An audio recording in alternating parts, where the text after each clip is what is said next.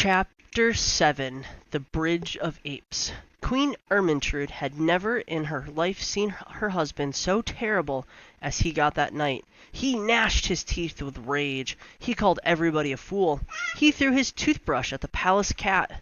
He rushed around in his nightshirt and woke up all of his army and sent them into the jungle to catch the doctor. Then he made all of his servants go too, his cooks and his gardeners and his barber and Prince Bumpo's tutor. Even the queen, who was tired from dancing in a pair of tight shoes, was packed off to help the soldiers in their search. All this time the doctor and his animals were running through the forest towards the land of the monkeys as fast as they could go. Gub-Gub, with his short legs, soon got tired, and the doctor had to carry him, which made it pretty hard when they had the trunk and the handbag with them as well. The king of the Jolinki thought it would be easy for his armor to find them, because the doctor was in a strange land and would not know his way. But he was wrong, because the monkey Chi-Chi knew all the paths through the jungle, better even than the king's men did, and he led the doctor and his pets to the very thickest part of the forest, a place where no man had ever seen before, and hid them all in a big hollow tree between the high rocks. "We had better wait here," said Chi-Chi, "till the soldiers have gone back to bed. Then we can go on into the land of the monkeys." So they stayed there the whole night through. They often heard the king's men searching and talking in the jungle around them, but they were quite safe, for no one knew of the hiding place but Chi-Chi, not even the other monkeys. At last, when daylight began to come through the thick leaves overhead, they heard Queen Ermintrude saying in a very tired voice it was no use looking around any more, that they might as well go back and get some sleep. As soon as the soldiers had all gone home, Chi-Chi brought the doctor and his animals out of the hiding place, and they set off for the land of the monkeys. It was a long, long way, and they often got very tired, especially Gub-Gub. But when he cried, they gave him milk out of the coconuts, which he was very fond of. They always had plenty to eat and drink, because Chi-Chi and Polynesia knew all the different kinds of fruits and vegetables that grow in the jungle, and where to find them, like dates and figs and ground nuts and ginger and yams. They used to make their lemonade out of juice of wild oranges, sweetened with honey, which they got from the bees' nests in hollow trees. No matter what it was that they asked for, Chi-Chi and Polynesia always seemed to be able to get it for them, or something like it. They even got the doctor some tobacco one day, when he had finished what he had brought with him and wanted to smoke. At night they slept in the tents made of palm leaves on thick soft beds of dried grass, and after a while they got used to walking such a lot, and did not get so tired, and enjoyed the life of travel very much. But they were always glad when the night came and they stopped for the resting time. Then the doctor used to make a little fire of sticks, and after they had had their supper, they would sit round in it like a ring, listening to Polynesia singing songs about the sea, or to Chi-Chi telling stories of the jungle. And many of the tales that Chi-Chi told were very interesting, because although the monkeys had no history books of their own before Dr. Dolittle came to write them for them, they remember everything that happens by telling stories to their children. And Chi-Chi spoke of many things his grandmother had told him, tales of long, long ago, before Noah and the flood, of the days when men dressed in bear skins and lived in the holes in the rock and ate their mutton raw, because they did not know what cooking was, never having seen a fire. And he told them of the great mammoths and lizards, as long as a train, that wandered over the mountain tops in those time, nibbling through the tree tops. And often they got so interested listening that when he had finished they found their fire gone right out, and they had to scurry around to get more sticks and build a new one. Now when the king's army had gone back and told the king that they couldn't find the doctor, the king sent them out again and told they all must stay in the jungle till they caught him.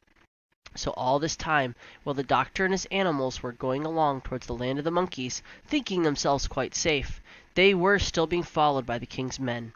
If Chi-Chi had known this, he most likely would have hidden them again, but he did not know it. One day Chi-Chi climbed up a high rock and looked out over the treetops, and when he came down, he said they were quite close to the land of the monkeys, and would soon be there. And that same evening, sure enough, they saw Chi-Chi's cousin and a lot of other monkeys, who had not yet gotten sick, sitting in the trees by the edge of a swamp. looking and waiting for them.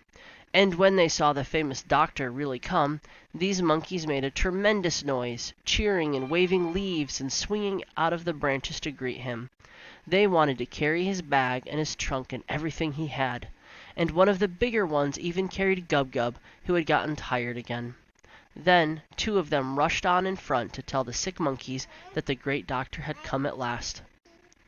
But the king's men, who were still following, had heard the noise of the monkeys cheering, and they knew at last where the doctor was and hastened on to catch him. The big monkey carrying Gub-Gub was coming along behind slowly, and he saw the captain of the army sneaking through the trees, so he hurried after the doctor and told him to run. They all ran harder than they had ever run in their lives, and the king's men coming after them began to run too, and the captain ran hardest of all. Then the doctor tripped over his medicine bag and fell down into the mud, and the captain thought he would surely catch him this time. But the captain had very long ears, though his hair was very short, and as he sprang forward to take hold of the doctor, one of his ears caught fast in a tree, and the rest of the army had to stop and help him. By this time the doctor had picked himself up, and they went on again, running and running. And Chi-Chi shouted, "It's all right! We haven't gone too far now!" But before they could get into the land of the monkeys, they came to a steep cliff with a river flowing below. This was the end of the kingdom of Jolinki, and the land of the monkeys was on the other side of the river. And Jip the dog looked down over the edge of the steep, steep cliff and said, "Golly, how are we ever going to get across?" "Oh dear," said Gub-Gub, "the king's men are quite close now. Look at them. I'm afraid we're going to be taken back to prison again." And he began to weep. But the big monkey who was carrying the pig dropped him on the ground and cried out to the other monkeys, "Boys, a bridge!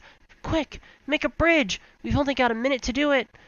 They've got the captain loose and he's coming on like a deer. Get lively! A bridge! A bridge!" The doctor began to wonder what they were going to make a bridge out of, and he gazed around to see if they had any boards hidden any place. But when he looked back at the cliff, there, hanging across the river, was a bridge all ready for him, made of living monkeys. For while his back was turned, the monkeys, quick as a flash, had made themselves into a bridge just by holding their hands and feet. And the big one shouted to the doctor, walk over, all of you, hurry!" Gub-Gub was a bit scared, walking on such a narrow bridge at the dizzying height above the river, but he got over all right, and so did all of them. Then they shook their fists and yelled with rage, for they saw they were too late. The doctor and all of his animals were safe in the land of the monkeys, and the bridge was pulled across to the other side. Then Chi-Chi turned to the doctor and said, "Many great explorers and gray-bearded naturalists have lain long weeks hidden in the jungle, waiting to see the monkeys do that trick. But we never let a foreign man get a glimpse of it before. You are the first to see the famous Bridge of Apes." And the doctor felt very pleased. See, John Dolittle was last to cross.